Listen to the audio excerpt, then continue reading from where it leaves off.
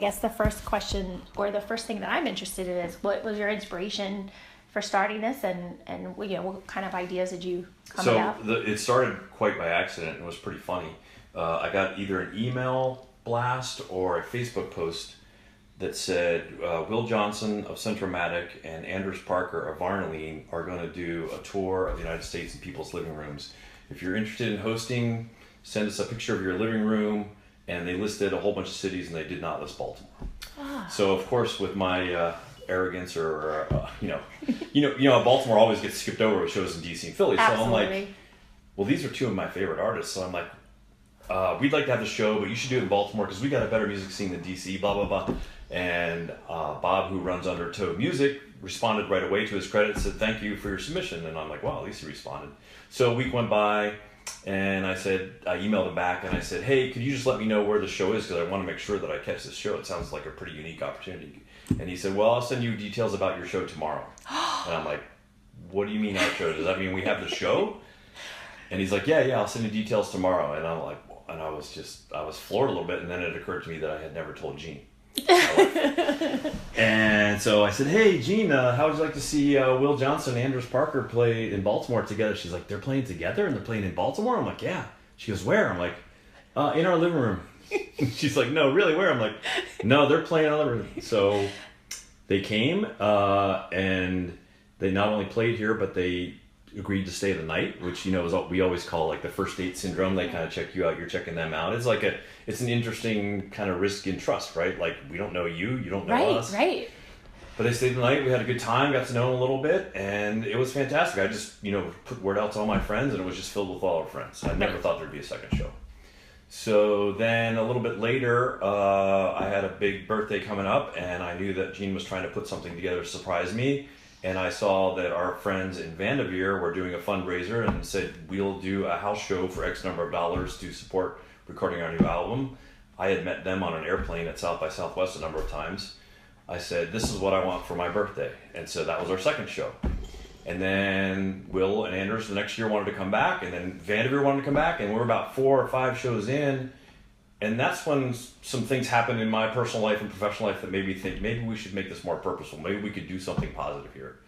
So we kind of, had our unwritten mission that we really wanted to bring artists that we love to Baltimore and expose our friends and community to those musicians. And we wanted to promote Baltimore as a cool place to play to the music world. And that seems very simple, but also a bit audacious, but it's actually, it has worked. Yeah. I mean, there are people that come here all the time and said, "Yeah, we've never played in Baltimore before." That's great. And they seek us out now. So somehow it worked. I mean, eventually you get a reputation. Yep. And word of mouth goes around among the artists. They all talk to each other. It's a tight community. And they recommend people to play here. And all of a sudden we kind of put Baltimore on the map, at least for a listening room kind of venue. Yeah, absolutely. And I remember when I was here for David Wax Museum, they were saying Baltimore's becoming our new favorite place. And a lot of people organize their tours around us first because they want to come here, which is very flattering. Right. It's also hard because we can't have everybody. And what has happened, which is amazing, is you have all these people that have played here, and they not only do you love their music and want them to come back, but they've become friends, so you want them to come visit. And then you can't take care of everybody because we can only do 10 to 15 shows a year. Right. And you want to also constantly bring in new people, right? So it's this juggling act of making sure your favorites can come back, but also getting new people in here. And I would say the hardest part is being able to say no. And I've tried to be better at that, and I have to do it, but I hate doing it. I agree. And I feel like it's very similar to in my situation too. Like, you can't cover everything. Yeah, you can't. You have to pick and choose, and you have to do what's kind of best for everyone. You do. Multifaceted. And they're all very understanding when you're just honest with them. It's like, look, I just can only do so many shows, and I can't do it this year. I'm sorry. Right. So amazingly, I've had, this year I've been better at that. Better at saying no, I guess. I've had to turn down some amazing artists. I mean, I can't believe the people I've had to say no to this year. It's like, I never would have dreamed they'd ever play here, much less that I'd say no to it at some point, but it's just a natural evolution. I guess that's commendable for having balance, because I feel like, so, I mean, I don't know, me, I know we're both music junkies, and we do like, yes, every weekend. And we would exhaust ourselves. And you would exhaust yourself, and it's also hard to sell tickets when you have too many shows. You're absolutely right. I feel like people wait for them. Like, I've noticed the community on Facebook, and they're like, you'll say, I'm announcing a new show on Tuesday or whatever, and I can... You learn some teasing tricks. Yeah, and the comments, people are like, I can't wait, I wonder who it's going to be. And like, David and I were talking on my way over here, and he was saying, are you coming to the next show? And I was like, I can't make it that weekend. And he's like, do you mind if I take a few photos for the blog? And I was like, yes, please. So, yeah, I know... Well, I'm working on a big one. I can't tell you what it is right now, but hopefully... We'll know soon. It's looking. It was about 50-50. Then it went down to like 40%. Now I think the agent said it's most likely to happen. So I'm pretty excited. Do you know what month we were looking at? May 11th. It's a Saturday night. Oh, I'm shooting a wedding. Dang it. Oh no, that's okay. I'll have David here. They'll understand if you don't come. I know, right? I'll be like, I'm so sorry, but I have a show I can't miss. Can't miss it. Well, hopefully. If it happens, that person will come back again because they will like it. So. Well, good. So, we talked a little bit about, what was the second question? How do we start? Favorite artists? Yes. Any band who would play here, and favorite part. Those are the four questions you gave me. Right. So. By the way, I forgot to say we're about to do our 85th show. Oh, that's awesome! 85th show. That's great. Good for you. And what year did you start? 2010. Oh, okay. And I will say another part that I should add about the evolution of becoming more purposeful and mission-driven was that we branded ourselves. It was kind of my son's idea to make a logo. I know. So we had a graphic design friend, longtime friend, help us with that. And yeah, I mean, I think the logo helps. It makes you feel legitimate, number one, but also people recognize it and they've heard about it now. The funny thing is the name Club 603 came from a joke. Like our first show, I think a friend came in and said, what is this, like nightclub 930, but Club 603, because 603 is our house number. Right. And it just stuck. Yeah. So for better or worse, that's what we are now. Like, but it's funny because people can't remember. They're like, yeah, Club 605, Club 607. Yeah, like, of course you would remember, right? It's just a number. Right. No, but it works. And I love the logo, by the way. Thanks. Whoever created it, I think I love it. We did the kind of the rough work on it, just a hand sketch on it, and then our graphic design friends made it real. So that was very helpful to have them as a partner. Kudos to your son, too, for that branding. Good idea. Still working on that. Came up with that idea, too. He's the entrepreneur. Yeah, that's awesome. So music-wise, like what are some bands that you like or have grown up liking? Or I know we talked about they change all the time, but... Yeah, but so this is a funny tie-in, I think. When I was a kid, high school years, maybe even into college, my favorite band was The Who. Oh. And I think it was for many reasons. I could just kind of identify with their lyrics about being a teen growing up, and I loved the charisma they had and the high energy. And I always had this vision in my head back then of them playing in my living room. I don't, but the interesting thing is that vision in my head was me sitting on my sofa and them playing. Right. But that was wrong, because what's so much more fun is when you have a group of your friends or fellow music fans around you to share that with. Right. That's way better than sitting by yourself in a living room. I mean, you get to do that at sound check sometimes. But, right. But so, who knew that that would come to pass at some point? Foreshadowing. Yeah. And so, I would say they were my favorite growing up. Of course, when you get to college, everything changes because you're exposed to all these new things. But I will say this, that when I list some of my favorite bands, I just thought about it. When I think about favorite bands or artists, it kind of implies some kind of passage of time, right? They've had to have stuck with you, right? It's not like something you heard for the first time this year, I would say. At least that's the way I kind of thought about it. Yeah. And I think about all these bands that I love. I had to write them down, but so these are some of my favorites: American Music Club, Centromatic, Steve Wynn, and he was in Dream Syndicate. And Centromatic was your first show. Not our first show. Well, Will was from Hold Steady, Pedro the Lion, Wussy, Hallelujah the Hills. These are bands I listen to constantly. All these people from these bands have all played here. That's awesome. It's astounding, really. I mean, it really is. Sometimes you have to step back and that's amazing, Right. Like if you were listing your favorite bands that you've had over the years, some member of those bands have played in your living room. Like Mark Reitzel was always my favorite songwriter for a long time, and he's our next show. April he played here once before. I'm like, it's incredible. It's like, it doesn't seem incredible now because you're friends with them and they're just people, right? But when you step back, it's like, yeah, that's pretty incredible, I like that you said that musicians are just people, and I feel like that's what makes you being able to have shows in your home so accessible and easy, because some people get so starstruck and they're I have friends that love The Cure, and I was gotta meet Robert Smith, and like he's just a guy, right. he's a friend, he's a cousin, uncle, he's a brother, he's somebody just like everybody else. And if you treat musicians, I feel like that way, they tend to be more, I agree. It's you accessible. There are still times where you feel like you're the fanboy thing, right. and you have to put that in your back pocket and just like okay, just chill and like it's cool. I mean, they're just a person, right? And sometimes right before you meet them the first time, you might have that feeling, but it quickly goes away. It's just, I just so much appreciate the conversations because, I'm a creative person for a living as an architect, and what I do is similar to what a songwriter does in many ways. In many ways, it's very different. Right.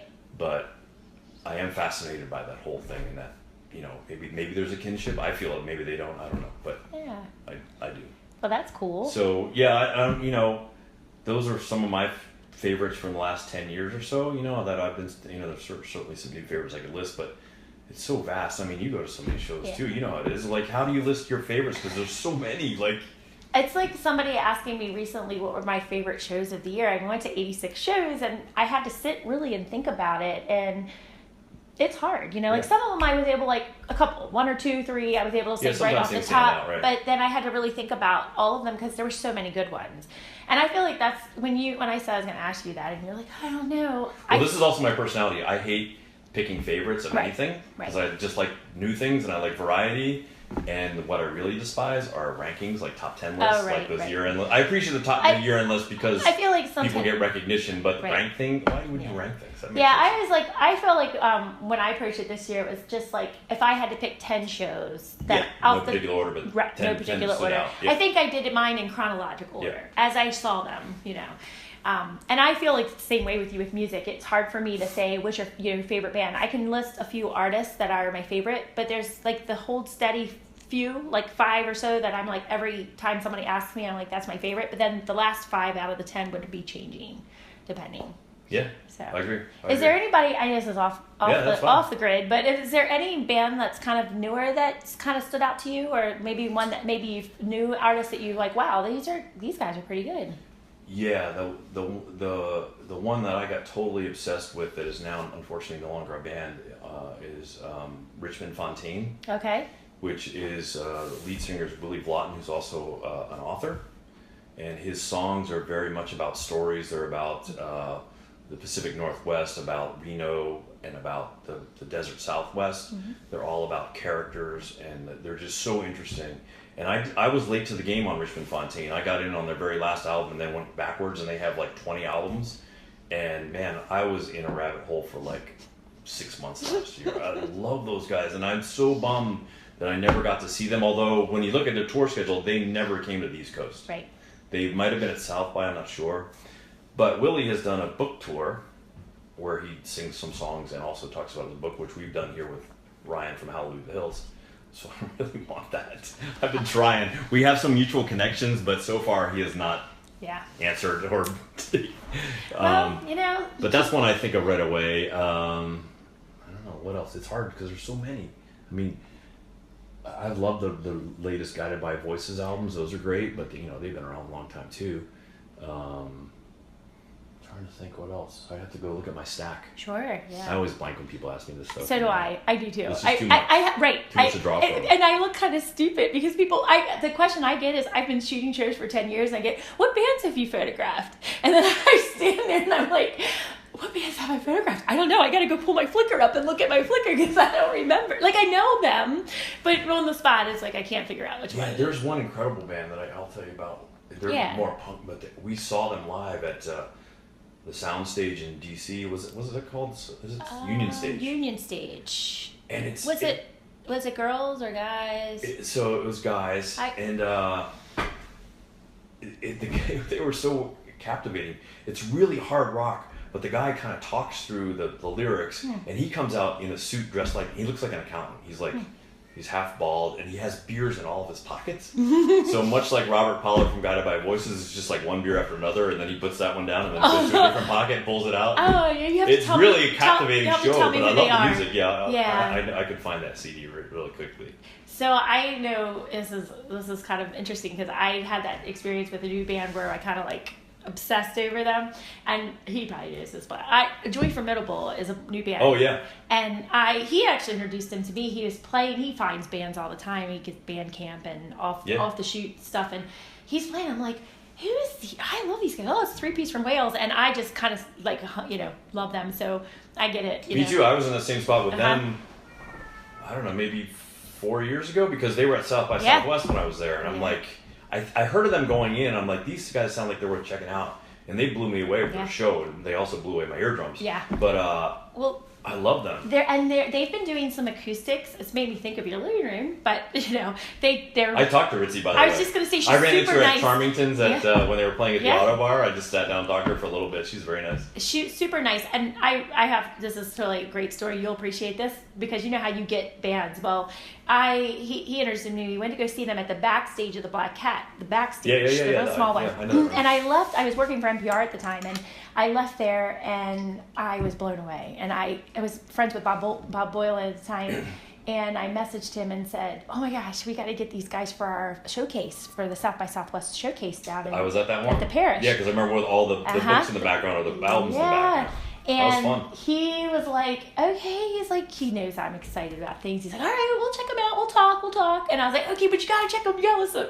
So it came down to them and another band, and Joy Formidable was the one that got picked. And I was so proud, because I was like, I introduced. That was a good little show. That was really loud, too, in a small space, that one was. Yeah. That was like the side of La Zona Rosa, I think, if I remember right. Yeah. And I saw her at the show, and I, introduced myself and said, that I got you on this bill. Like, I'm so proud, and she was so super nice. And then fast forward a couple years later, my daughter is in high school, and she's learning to be a photographer, and Joy Formidable is one of her favorite bands, and she got her a photo pass to shoot the show. So, and they arranged it right directly. Ritzy's very photogenic, obviously, so that's great. Yeah.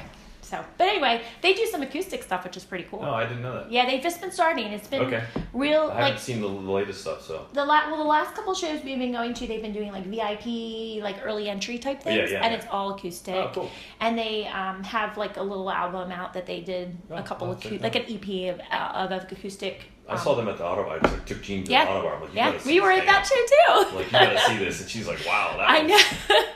Really good stuff. It was really good stuff. So. I have a funny story about that too. Sorry. I don't care. Yeah. So the second time they were at South by Southwest, which might have been 2 years after that or something, they were playing in this big venue. It was like one of those big like tented clubs, and it was packed.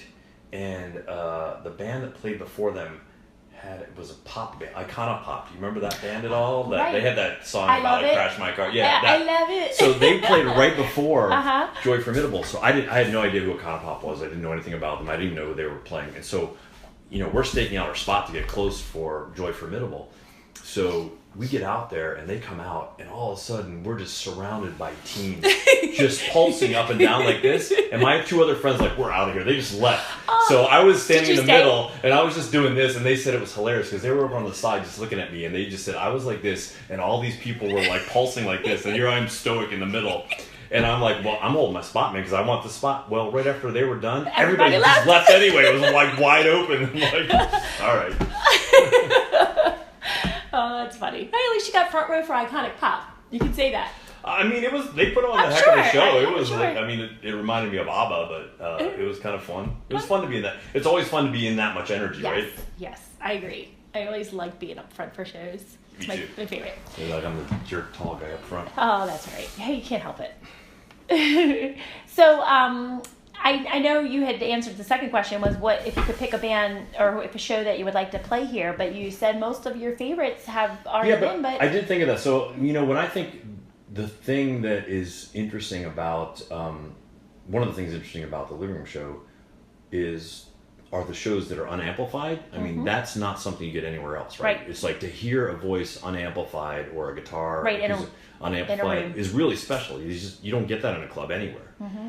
So I started thinking about that first, and I'm like, man, because my wife always asks me the same question, and we talk about it, and I'm like, yeah, man, wouldn't it be great to hear, like, have heard like Joni Mitchell or Jackson Brown in their prime in this room, or I think of Jason Molina, or recently we saw Nico Case. I mean, I would love to hear her voice in this room. You know, right? That would be amazing, right? So I thought about that, but then I know we're big Nico Case fans, so her voice is just stunning, right? Right. It's just like makes the hair stand up on the back of your neck. So I would, I'd love that, obviously. And then I was thinking, like, what bands? And you think first of all, who would be this amazing?